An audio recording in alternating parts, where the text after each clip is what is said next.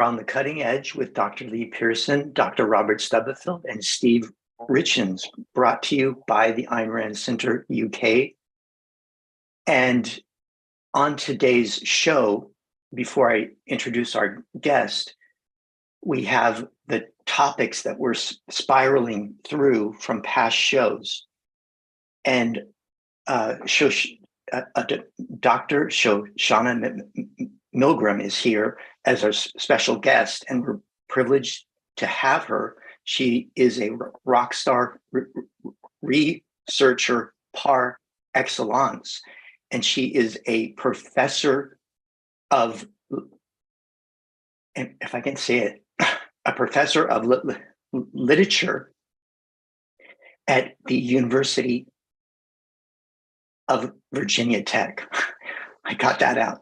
Okay, so if Lee has anything to say before Shoshana, Shoshana's going to go first, so I'll leave that to Lee. All right, I just have a quick point. You know, what we're doing is continuing what we call recapping, but it occurred to me that what we're really doing is not just recapping, but refocusing. We are dedicated to refocusing issues.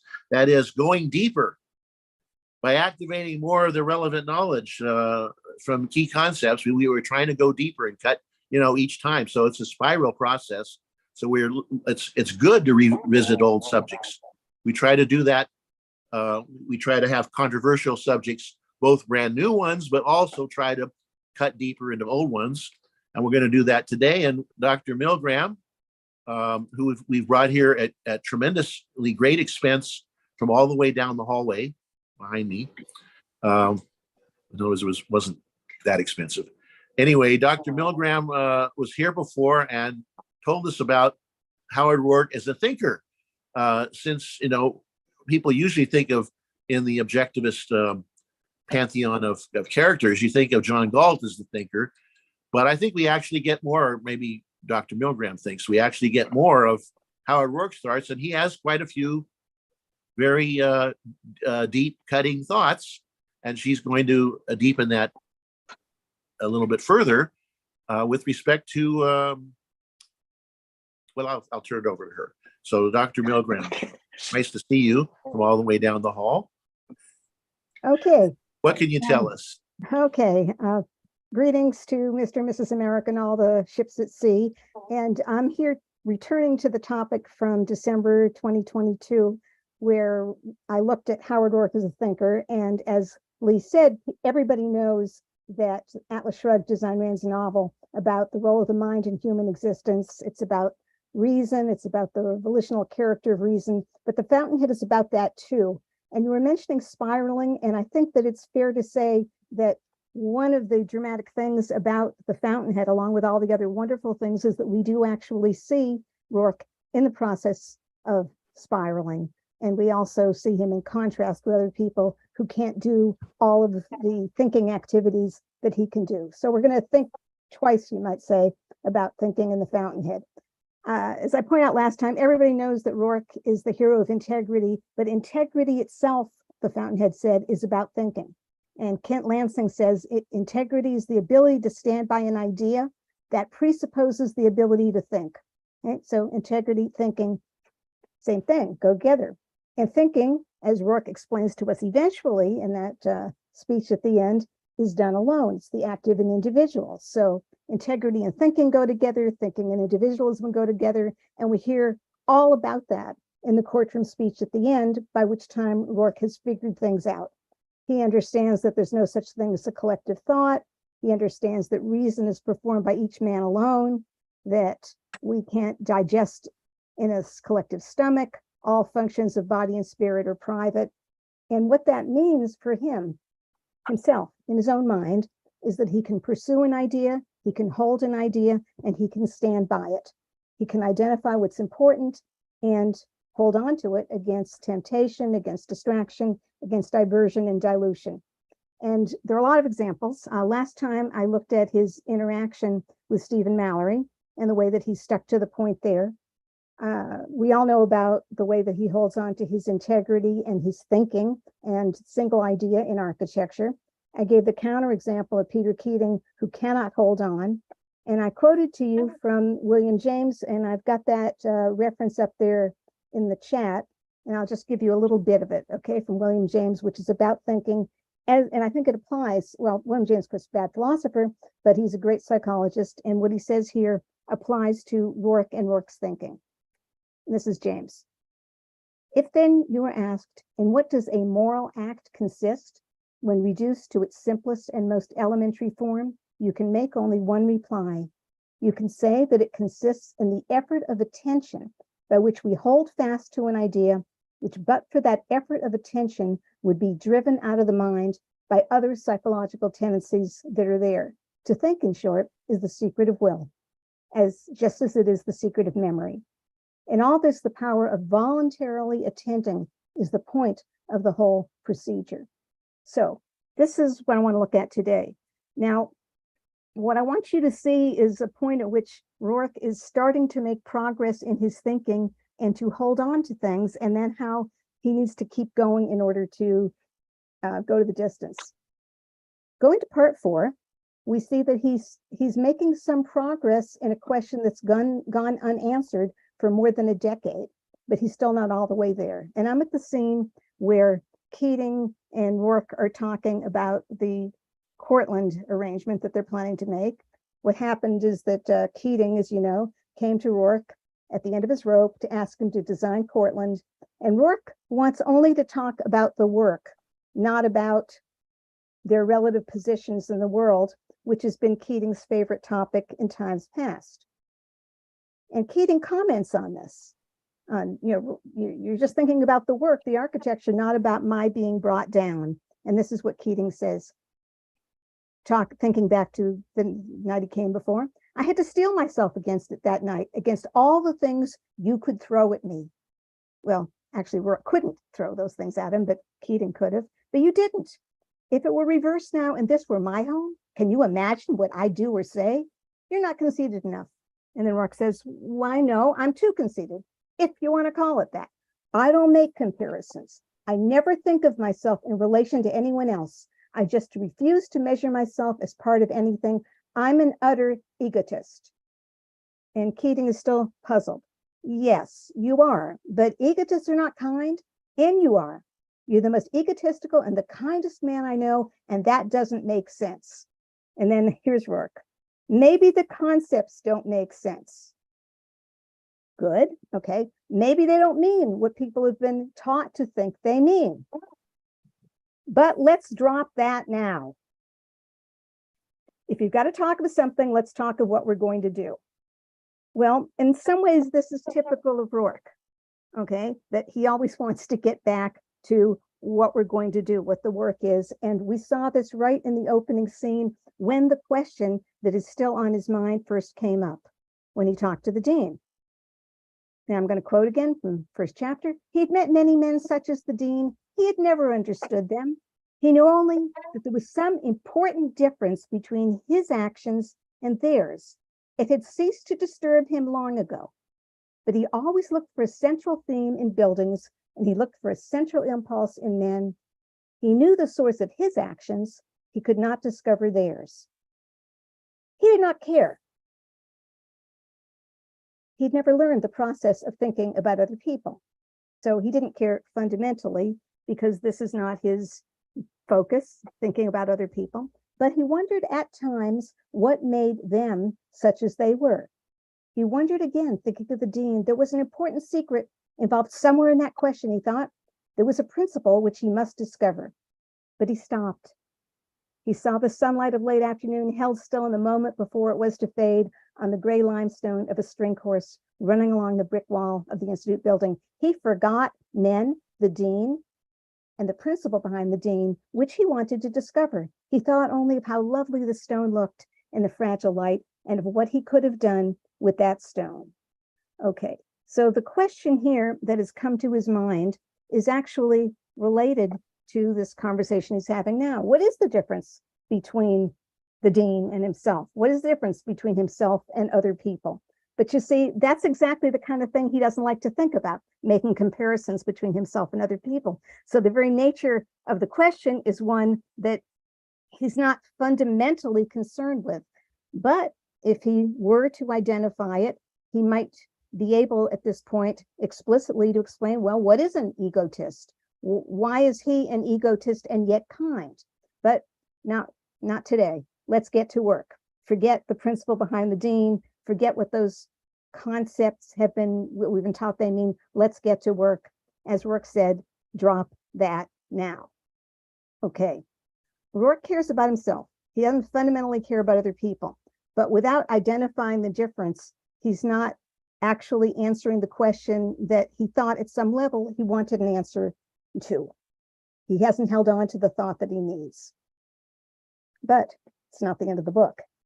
And later on, after the Cortland deal is made, while Roark and Winand are going on vacation at the worst possible time considering what's going on back at Cortland, but they're out on the yacht in part 4, and there's a conversation, and here's Winand. Winand is actually helping, not intentionally helping, but he's saying things that are pertinent to just these issues. But he himself also hasn't completed the distance. And I'm going to quote not completely, not every word, but selectively, but here's Winand. I've been wondering lately whether Toohey really understands what he's advocating. Selflessness in the absolute sense? Well, that's what I've been. Does he know that I'm the embodiment of his ideal? If it's true selflessness he's after in that philosophical sense, why let him look at me? I made myself into a barometer subject to the pressure of the whole world. The voice of his masses pushed me up and down. Suppose I'd never wished to make any money at all, but set out in pure altruism to serve the people. What would I have to do? Exactly what I've done. Give the greatest pleasure to the greatest number. Express the opinions, the desires, the taste of the majority. No, it's not his own. The majority that voted me its approval and support freely in the shape of a 3-cent ballot dropped at the corner newsstand every morning. Winand Papers? For 31 years, they've represented everybody except Gail Winand. I erased my ego out of existence in a way never achieved by any saint in a cloister. I took automobiles, silk pajamas, a penthouse, and gave the world my soul in exchange. All right. Now, that's pretty close to identifying that he's given up his actual self and what that means. And Roark hears it, and he wants Winand to hear more than Winand himself seems to hear, because he says, Gail, I didn't think you'd ever admit that to yourself. That Winand said, I gave up my soul. I gave up what mattered. But Winand doesn't fully hold on to that thought. Instead, he gets into, I made a good deal. Instead of I lost myself, I made a good deal. I knew what I was doing. Well, did he? I wanted power over a collective soul, and I got it. A collective soul. And here we go. It's a messy kind of concept. But if anyone wishes to visualize it concretely, let him pick up a copy of the New York Banner. Well, Winand remembers that he says he gained power over the messy concept of a collective soul, and it sure is a messy concept, all right, right? And Roark understands what Winand has missed, that he gave up his soul and got nothing, because power over a collective soul is nothing. And people who care about nothing as opposed to their own selves, they've got nothing. And Winand just keeps going, keeps talking about what he got. What else can one do if one must serve the people? Either pander to everybody's wishes and be called corrupt, or impose on everybody by force your own idea of everybody's good. Can you think of any other way? No. Well, yeah, that's what it entails if you're living in other people. What's left then?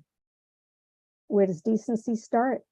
What begins when altruism ends? Do you see what I'm in love with? And then Roark says, I can't quite say it the way Roark would, but he says, yes, Gail. And then we're told Winand noticed that Roark's voice had a reluctance that sounded almost like sadness. And he says, what's the matter with you? Why do you sound like that? And that's actually the moment when Roark has got it. He finally gets the point that he's been looking for an answer to, and he sees that Winand has part of it and not all of it. Okay, that Winand gave up what he loved for the sake of the emptiness of power over what he despised, living for others. That's what Winand did. That's what the dean did. And it's what Roark never did. Okay, And that's the difference. And then Roark says, I'm sorry, forgive me. I'm sorry, forgive me. Well, it's just something I thought. I've been thinking of this for a long time, particularly all these days when you've made me lie on the deck and loaf. Thinking about me, says Wyman, about you, about many other things. What have you decided? I'm not an altruist, Gail. I don't decide for others. Well, it's this, decide means more than one thing there, but what he's saying is, I'm not going to explain it to you. Okay, you're going to need to figure it out because of, well, that's what Roark does. He wants people to see for themselves and not for him to make debate speeches. And Wyman keeps not getting it. I've sold myself, but I've held no illusions. I despise the public. I've sold my life, but I got a good price. Power, I've never used it. I couldn't afford a personal desire, but now I'm free. Now I can use it for what I want, for what I believe, for Dominique, for you. Roark turned away. When he looked back at Wyman, he said only, I hope so, Gail. And I hope so can mean different things. He hopes that Wyman, what he actually means is that he hopes that Wyman will be able to use what he needs to understand and to pursue personal desires, but it's not going to come through power. And then he goes back to the principle behind the dean, as if we needed to be reminded, but maybe we did. The thing that's destroying the world, actual selflessness, it's work. It's what I couldn't understand about people for a long time. They have no self. They live within others. They live secondhand. So he's finally named it. Okay, and then they go on, the two of them elaborating, second-handers, seeking self-esteem through others. And Roark tells Gail, I like you for reasons and standards of my own. And Wyman says, what were the reasons and the standards? And Roark answers that you weren't born to be a second-hander. And now here we go. Wyman smiled. He heard the sentence and nothing else. Okay, so what didn't he hear? You weren't born to be a second-hander. And yet look what happened. Okay. You know, it's Roark has basically almost said it because he does understand it, that the way Wyman has behaved is a second-hander, but Wyman doesn't hear it because he's not thinking of himself as living within others. And then we're told, Roark thought, I haven't mentioned to him the worst second-hander of all, the man who goes after power. That's for the reader, in case the reader didn't notice, same as Wyman, what Wyman didn't hear and what Roark said. Well, I could kind of keep going, and maybe I'll tell you a little, you do sort of see how all this ends up afterwards, because Wyman capitulates. Okay, they're telling him, you got to give in, you got to give in. And he says, remember the words he uses? He says, all right. Nothing is all right. It's all wrong, right? But he says, all right. And he walks through the city and he sees the pawn shop and he says, hello, Gail Wyman, to the things in the window. He identifies that he relinquished his soul. He identifies the emptiness of power. He gets it now. Okay. He says everybody else, you're my owners, my rulers without a face. He looks at the skyscrapers. He says, you're my judges and witnesses. You've seen all my steps, he says to those skyscrapers. It's you that I've betrayed, for I was born to be one of you. And then he says that he's the unforgiven and the unforgivable. Anything may be betrayed, anyone may be forgiven, but not those who lack the courage of their own greatness. Not I. And here he goes. I was not born to be a second-hander. He finally got it.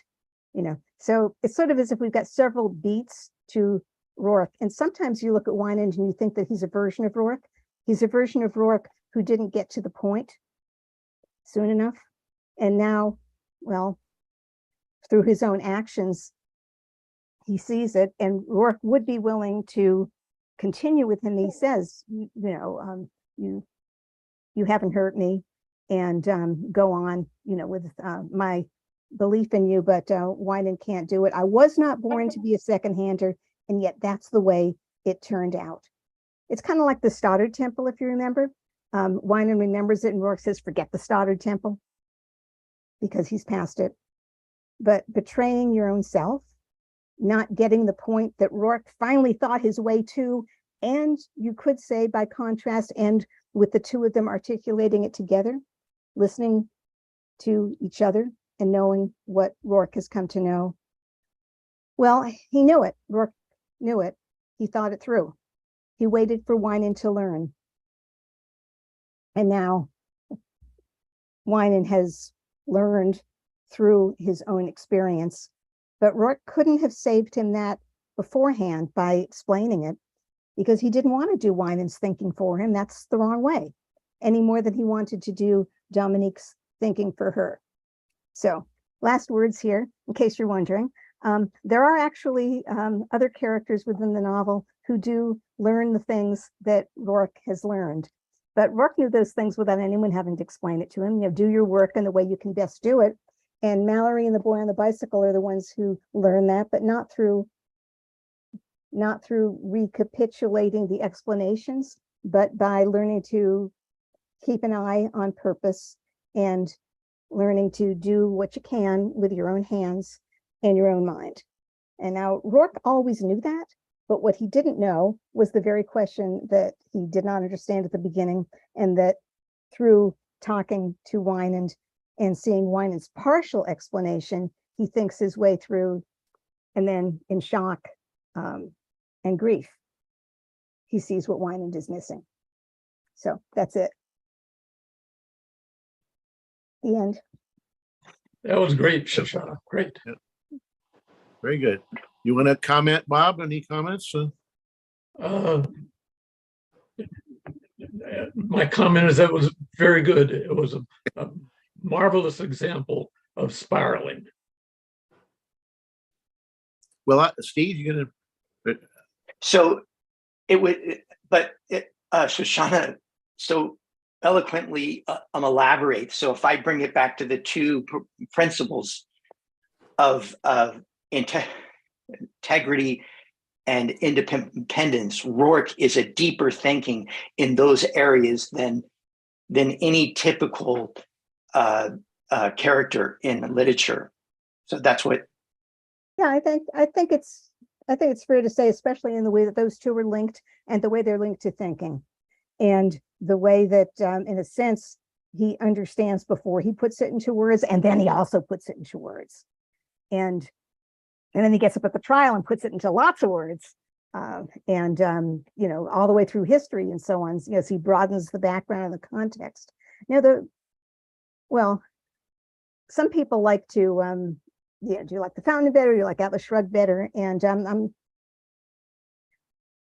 I'm with Sheriff Chance and Rio Bravo, you know, about which of those two gunfighters is better. I wouldn't want to live on the difference. You know, they're both, I wouldn't want my life to depend on making one of them better than the other one. So they're both very fine novels, and, you know, perfect in their different purposes. All right, let me jump in. I want to make a trivial comment and then a I hope less trivial one. The trivial thing, it just popped in my head, and you know this is the case. I think the word egotist, if I'm not mistaken, is the one word Ayn Rand says in the introduction. Does she say this? Says Yes. that it's the one word that she would change Yes. in the book, because she wanted to change that to egoist, because egotist has that extra negative connotation. That's Although right. egoist has it to some extent, but you know, egotist is much more so. I just thought I'd mention Sure. that. Well, that certainly is a good point to make. The reason I didn't change it is that when I'm Yeah. quoting, Yeah. I might subtract, Yeah. and I might put in brackets, like if it says he, I might say it's Tui, but I'm not going to edit Ayn Rand's prose for her. And if she didn't change That's it, fine. I'm not going to change it. Just saying. Okay. I just thought I'd mention that. Anyway, Yeah, that's true.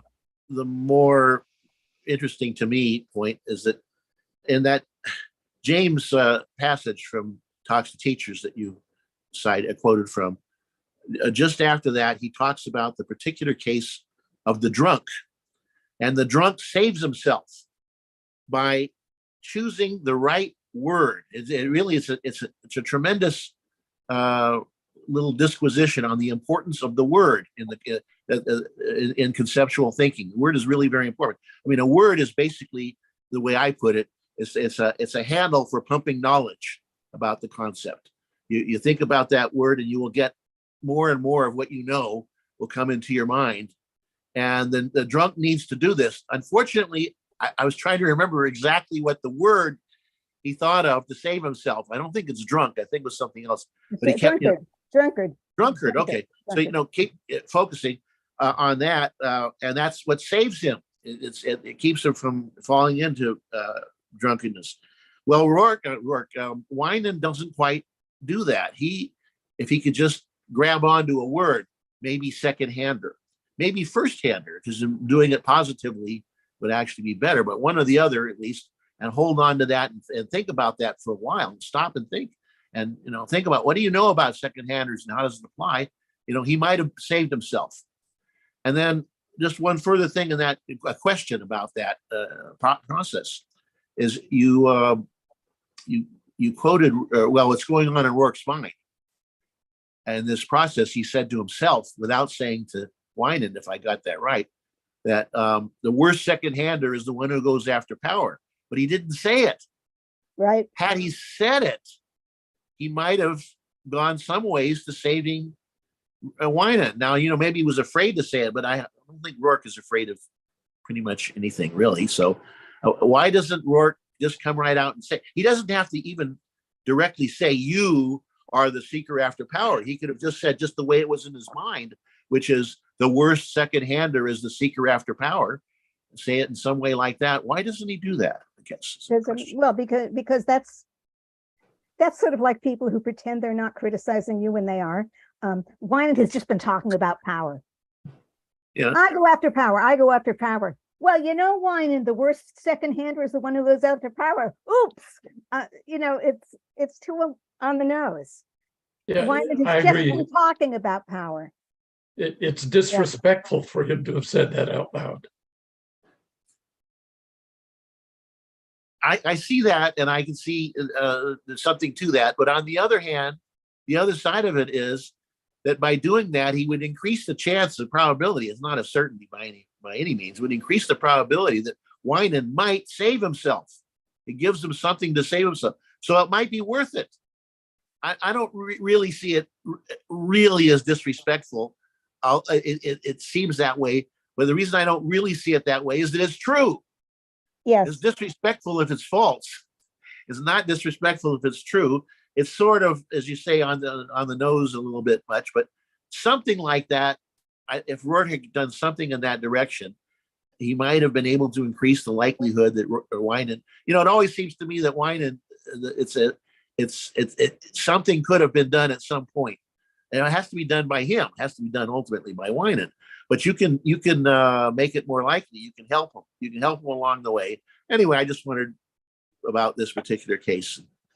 Well, I think he's also been helped along the way, but you also see that even in this conversation between them, Winan also says that this is the way of the world, and there are only a few choices, and that he thinks he made a good deal.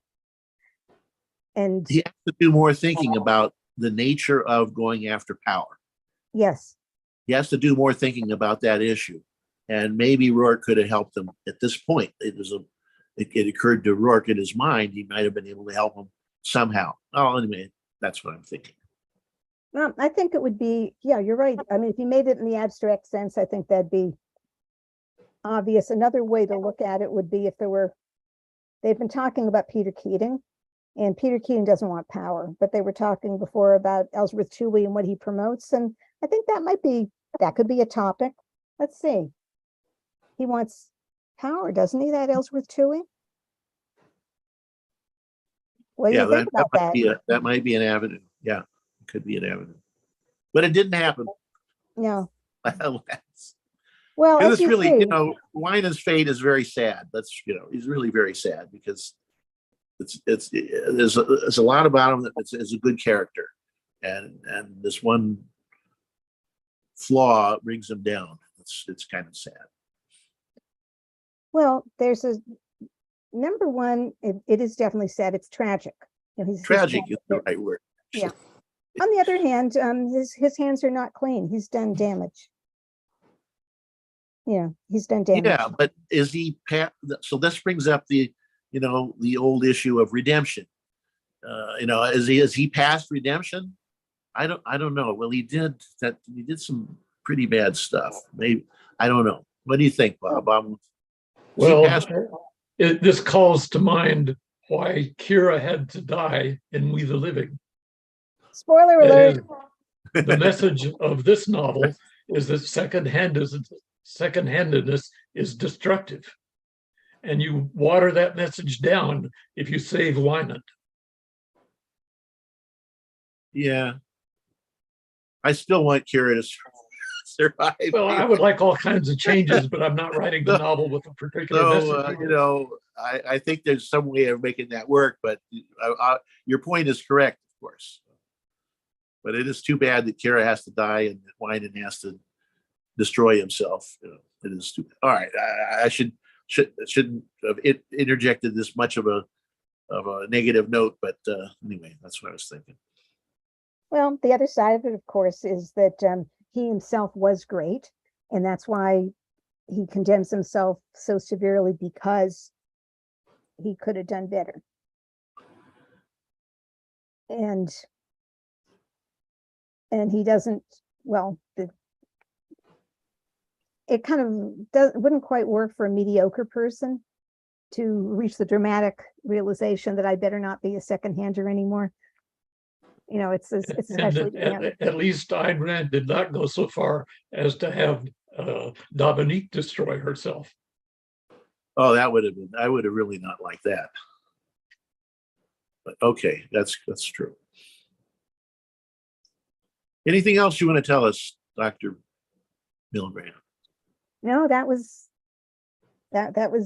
reviewing. I mean, there are more passages we can do, but what I thought was really lovely is the way that you see Roark having a couple of chances to talk about the ideas, and he understands them implicitly, but let's drop that now. Oh, beautiful light. Which is similar to things we see happening in other novels of someone being on the point of figuring something out and then back to work. Right? Remember, yeah.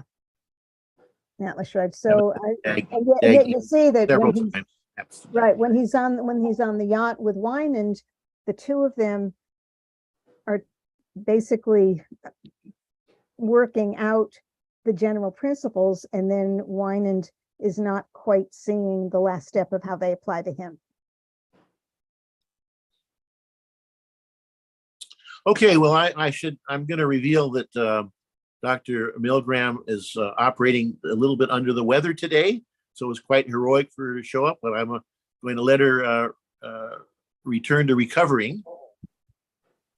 Okay. And we're gonna unless you want to. No, I'm just going to turn my camera on. Okay, so thank you very much. And then thank you, Shoshana. We're going to go over to Bob, who has something to say about our further deepening to say about our rights inalienable. Now, Bob is also heroic today for presenting while he's on vacation. He consented to come here. I don't want to say where because I don't want the paparazzi to go after him, but he's somewhere. and he's actually, I say where by name on the thing so that the cat's out of the bag. All right. Well, then you're gonna have to deal with the paparazzi then.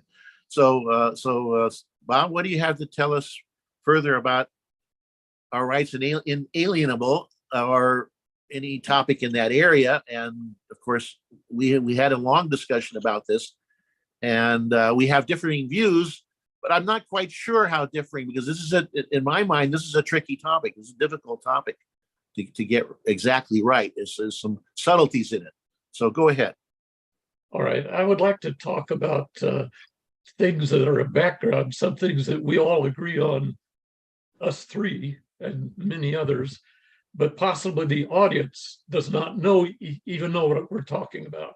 Mm-hmm. So, the main topic really is we're spiraling on previous topics. That is, things that we have learned since we talked about them before. So I wanted to say a little bit about the theory behind that. And if you have never read Ayn Rand's Introduction to Objectivist Epistemology, you really don't know what the theory is behind that.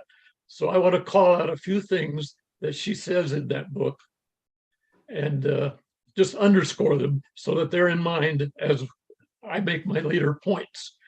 And with respect to rights being inalienable, I only have very little to say at the very end on that. Before that, I would like to say that we got to be on the same page, and an important issue is the issue of hierarchy. And hierarchy is something that is part of Ayn Rand's theory of concepts. And in particular, we're going to focus on conceptual hierarchy. So right at the start, where Ayn Rand talks about concepts, that's actually the first chapter or the second chapter in that book. She defines a concept by what I think of as a previous or generic definition of what a concept is. And let me quote it. A concept is a mental integration of two or more units which are isolated according to a specific characteristic and united by a specific definition. Now that covers all kinds of theories of what a concept is. So it's a preliminary concept. A little later in that chapter, she gives a specific definition of what a concept is, which includes how the concept is formed. So let me close the door here so that I get rid of some background noise.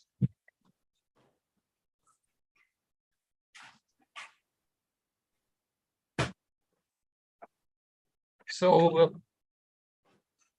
an even more primitive idea of what a concept is that it's a word. A word stands for many things unless it's a proper noun, in which case it points out some specific thing.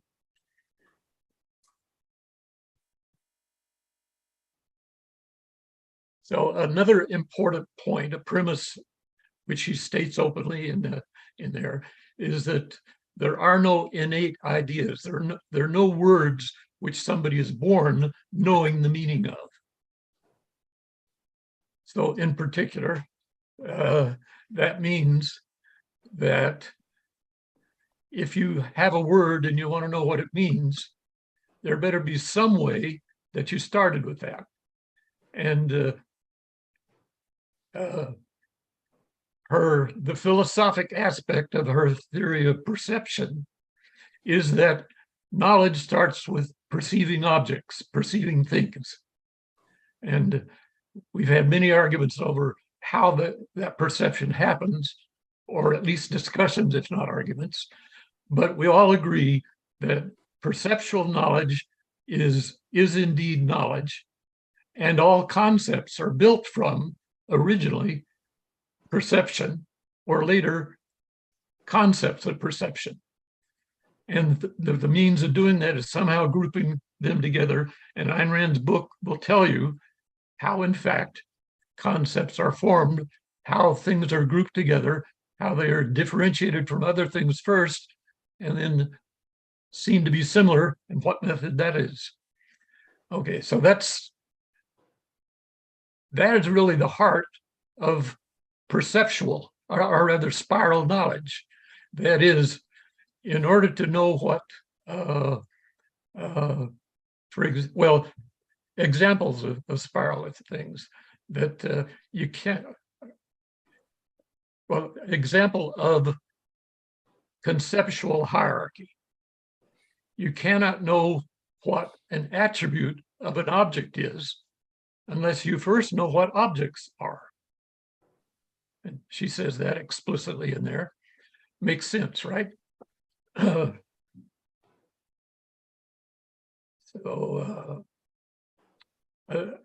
Another example of spiraling would be you learn food and drink before you learn poison. There's good food, there's something that's edible, and you later learn that even though it's edible, it's not really food, it's not nutritious, it will kill you rather than sustain your life. So that's another example. You got to know this before you know that. Medicine would be another example. You know, you take something that you think will fix you, and that's medicine, and then later you learn it's a quack medicine. But you have to have a standard of whether or not something cures you before you can classify something as medicine. So there's a general principle of you have to know X before you can evaluate X. For example, you have to have the concept of length before you have the concept of inch. Now, in fact, you have to see differences of length, and implicitly you're observing something that is a unit, but you can't explicitly define the unit until after unless you know what the thing is you're measuring. An interesting one to think about. I mean, that was space, for example, length in multiple directions. Time, how are you ever going to get to second or minute or year unless you have some idea of what it is that you're measuring? And we'll save that for another discussion. Okay, so that brings us to the topic of rights. Now, if you think about the word right is used in multiple contexts. Fundamentally, the first context would be epistemological, you know, right and wrong. And you're never going to learn right and wrong unless you have the idea of a thought and then an erroneous thought. So you really will not know true and false unless you've ever seen wrong thoughts, errors.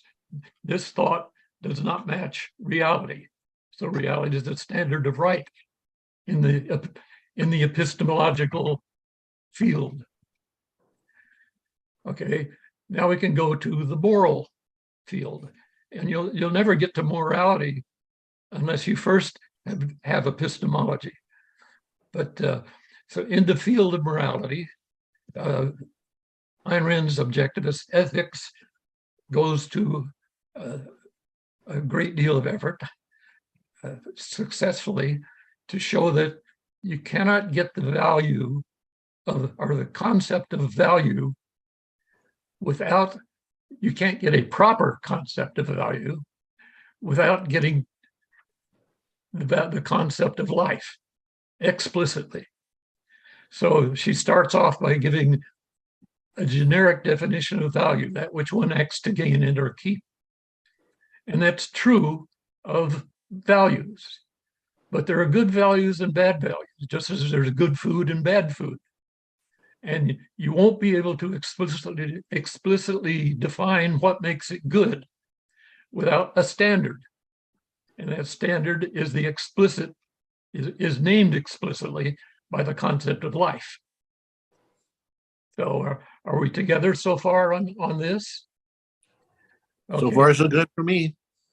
And although I would just say, just in passing, excuse me, I would, I'm sorry, excuse me, I would focus a little more on hierarchy and not worry so much about, in your previous discussion at least, was really about hierarchy. Spiraling is related, but is kind of a broader thing because you can spiral spiraling is greater, and there are other hierarchies. I'm focusing specifically on a conceptual hierarchy, a word that you have to have explicitly before you can form the concept.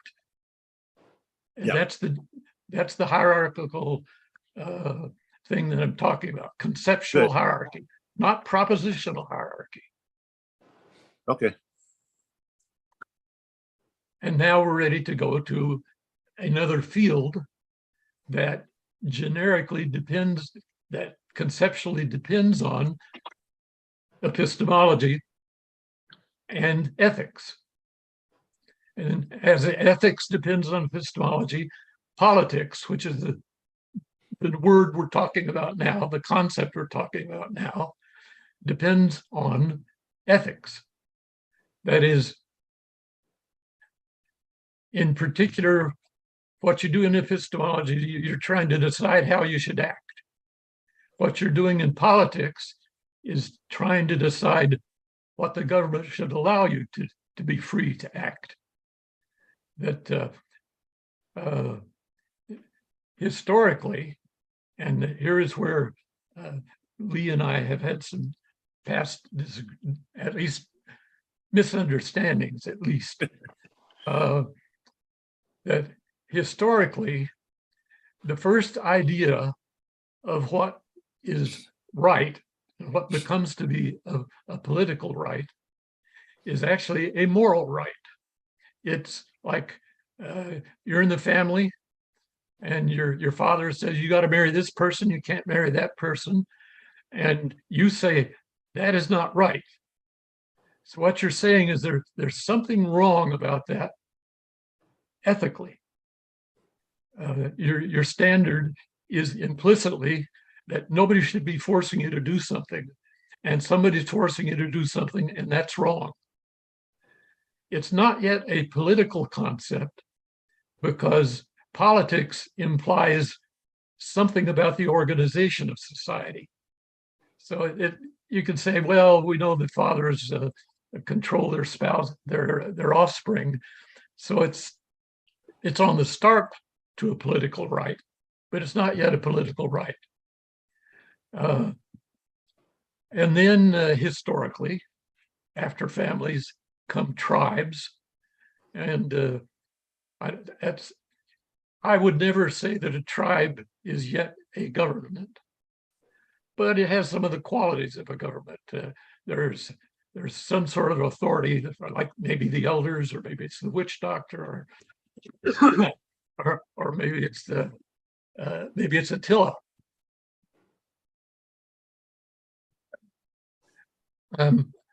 My electronic devices are balanced on a drawer that's open in a chest of drawers because of where I am, and I just lost one of them. So the iPad has the notes. The screen of my my portable is not big enough to have the notes. It's just got the pictures. So at any rate, we're at the level of a tribe, and it might be thought of as a quasi-government, but nobody has really ever called a tribe a government.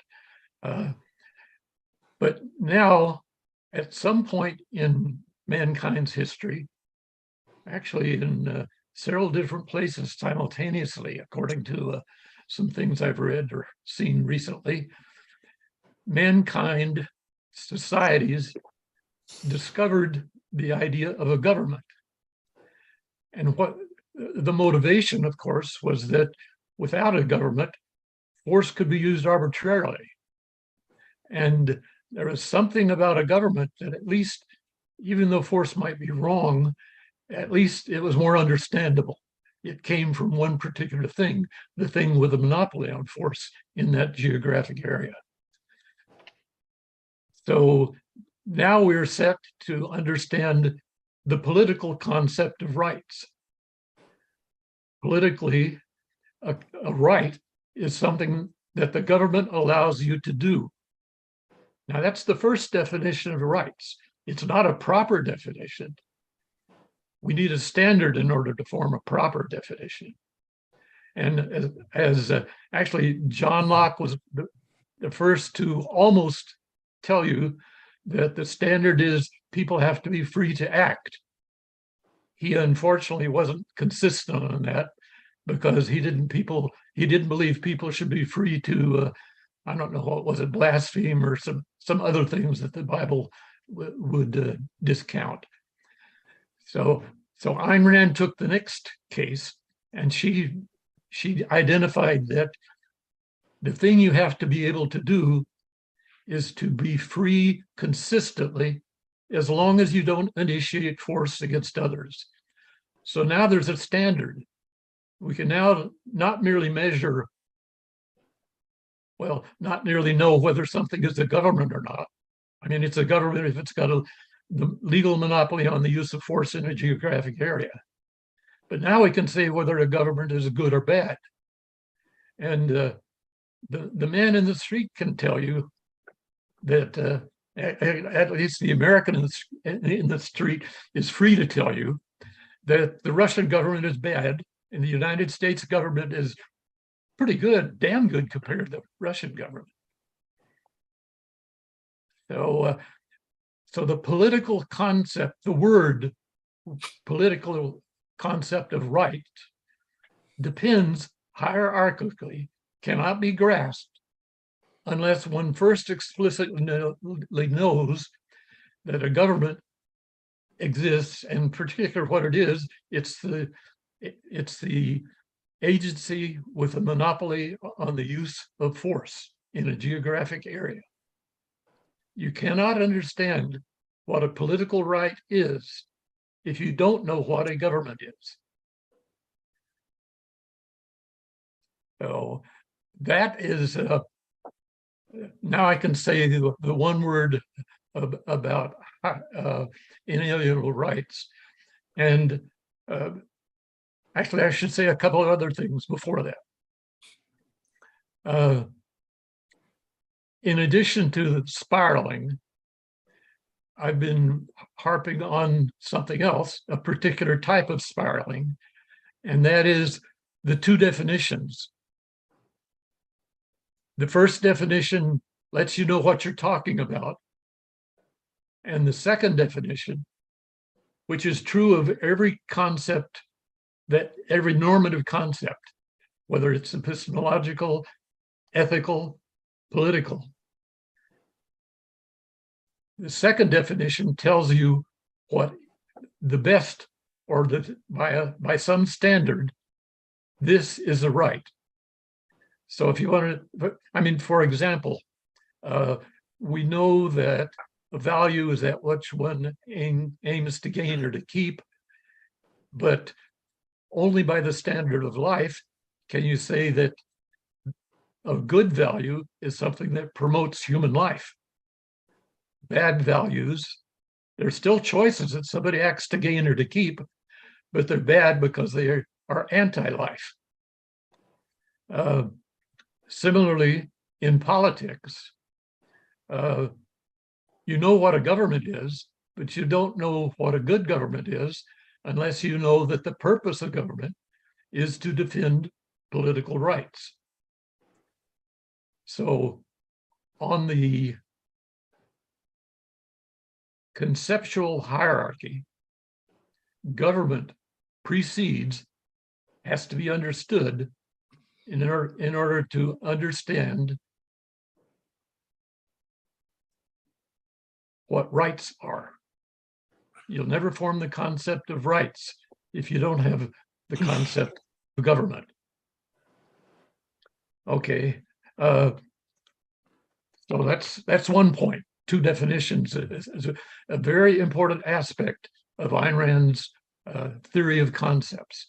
Although it wasn't until Leonard identified that explicitly, Leonard Peikoff, in the lecture, that he pointed out the fact. But it's implicit in virtually everything Ayn Rand has written like this. I mean, even in her theory of concepts, she first goes into a generic definition that virtually anybody would understand. Oh, you're talking about these words that group things together because they're similar in some way, but different from others. And in the field of ethics, she does that with, there's a first definition of value. You really won't understand what makes a good value unless you understand life. And in the field of politics, it's not as explicit as it is in her writings on ethics, but it's there nonetheless. I invite you to read her stuff, Man's Rights, with that in mind. Let's see. Okay, the other point that I wanted to make out of all of this is you will notice that when you communicate with people who don't know these standards, it's the generic definition that allows you to point to the same reality. So because people act to gain or keep things, people who act to gain or keep things that are bad for you still will know what you're talking about. So I think one of the things that is hard to communicate to non-objectivists, for example, is when you use the more accurate definition, the later definition, the definition that fits the standard that really is necessary to get the correct measure of the original concept. Two things. One is you're talking about the same thing in reality. You're talking about things that people gain or keep, for example, and yet you're talking about something that's different because, hey, they should gain or keep these things and they should not gain or keep these other things. So in fact, I find myself many, many times answering questions with yes and no. Yes, if you're looking at definition 1, no, if you're looking at definition 2. So when you talk to the man in the street and you use definition 2, he thinks you're using jargon. He doesn't see that you're pointing to the same reality that he is.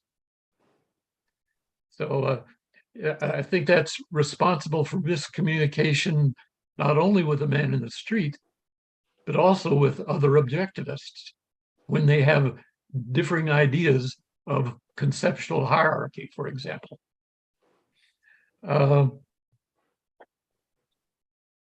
think those are the points that want to be made before I say inalienable. And here I want to say, are rights inalienable? Yes and no. That is, a moral right is inalienable. A moral right is something that nobody can take away from you. It's something that exists because of your nature. But no, a political right is not inalienable. Now, it's sort of like half inalienable. That is, it can't be taken away from you by anybody except yourself. You no longer are subsumed by the principle of individual rights if you, in fact, deny that principle by your actions. And to make the further point, that I mean, the one point is that people are often terrified, confused, angry at the idea that a criminal who might do something that's a minor violation of the law, in fact, has lost his rights. He's given up his rights. Well, the fact is that even though he's given up his rights, it is unjust for anybody else to initiate force against him. So it is still true that the principle of non-initiation of force applies, but the principle that does apply is not individual rights. It is justice. People should only be interacted with according to how they deserve. So the principle of justice still applies to a criminal, but the political rights do not apply to him. What applies is, what does he deserve? And that, of course, in a political context, is something that is decided by the law, decided by the legislatures. And since it's in the hands of humans, they could make mistakes. They may punish somebody disproportionately. And of course, the answer is not to try to result to saying he's got rights, but rather to result to rationality and particular justice, and to say that if the system is bad, if you don't appeal to rights, you appeal to rationality, reason, justice. And All right. of Well, course, you made a whole slew of points, and now yes, you're I getting. did. So I want to before we Oh. go to I just looked at Clubhouse. 6 That's all o'clock. right. I'm going to try to make three related objections very quickly to these things.